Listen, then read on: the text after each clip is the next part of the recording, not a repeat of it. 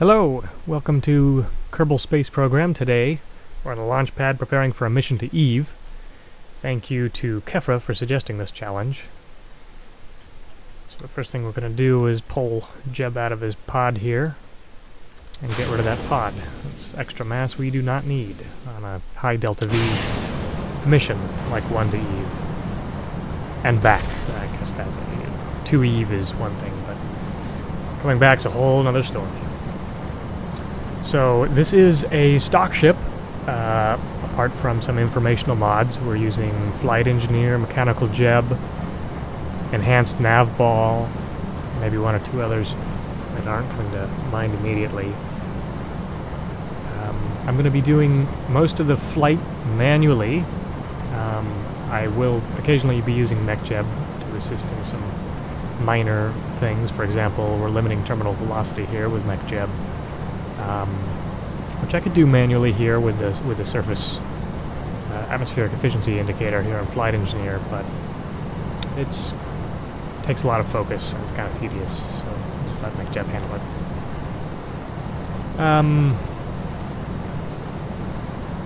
Other than that, yeah, again, I'm doing most of it manually. This is a ship that you could definitely put together on just about any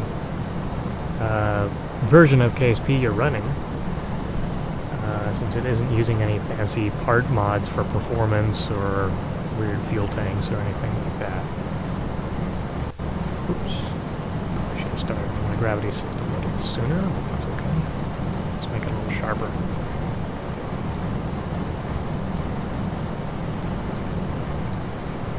I will be fast forwarding through most of the performance, especially later on. There's going to be probably some slow moments where I have to make long burns with little nuclear engines. But luckily you won't have to sit through that. I'll skip most of that stuff. I'll just capitalize on the important moments and describe a little bit of what's going on with each stage. For this stage, it's pretty simple, just using these very large rockets with a high thrust and lots of fuel. I guess the only thing to note, you may have noticed that all these engines were thrusting, and these are engines which are not they're not for this stage. They're here to push, give additional push, so we can max out our thrust-to-weight ratio, which is nice. Even these little baby engines, they're a little hard to see.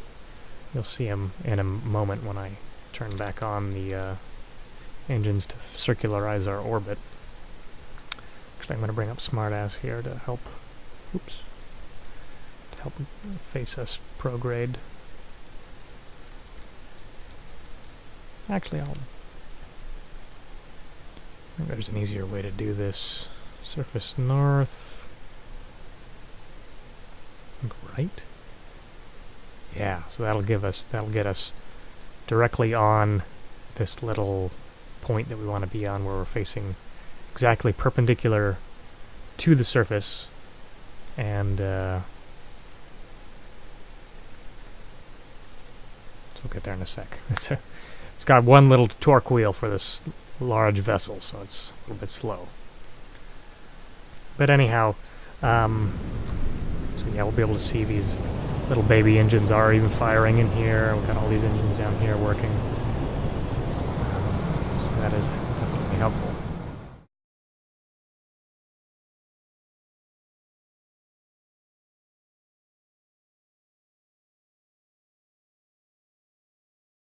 We want to escape in the direction against our current momentum in order to have the most efficient transfer to Eve. So like this. We want the end of this parabola to be more or less parallel with this purple line. This is going to make our transfer to Eve more economical, since some of the delta V that we would ordinarily need to burn during the transfer will be taken care of. Now from here, I'm just going to finish up the rest of the fuel on the first stage to begin our escape trajectory, and then the ship is actually going to flip around. We're going to turn on those nuclear engines, those nice efficient 800 ISP engines, to take us into escape and then eventually to transfer. I just want to let you know now, later on I use HyperEdit. If those of you who are familiar with HyperEdit know, it's a program that allows you to kind of warp around to teleport a new ship back to Eve in order to finish my mission, because I ran into an insurmountable bug related to the mod Real Parachutes, which was preventing me from completing the mission. But I did teleport back there with pretty much identical fuel levels, and the ship is the same, so I tried to make it as fair as possible. I'm going to mute the rest of the video since I got a little carried away with the commentating the first time around here. Instead, you can enjoy this royalty-free outer space music while we zoom through the mission.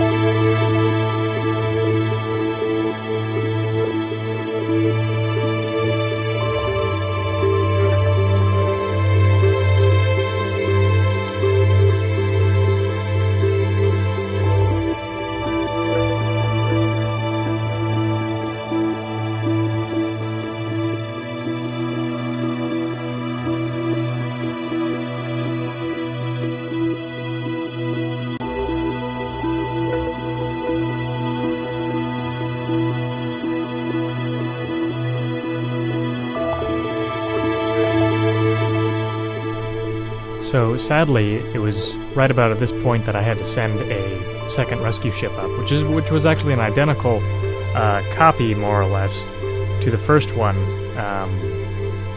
but with working parachutes. For some reason, the parachutes bugged on the first one. So I sent that one up. We got Jeb into the rescue ship and safely landed on the surface. Anyways, it was a fun mission. Thanks for watching, and I hope you learned something.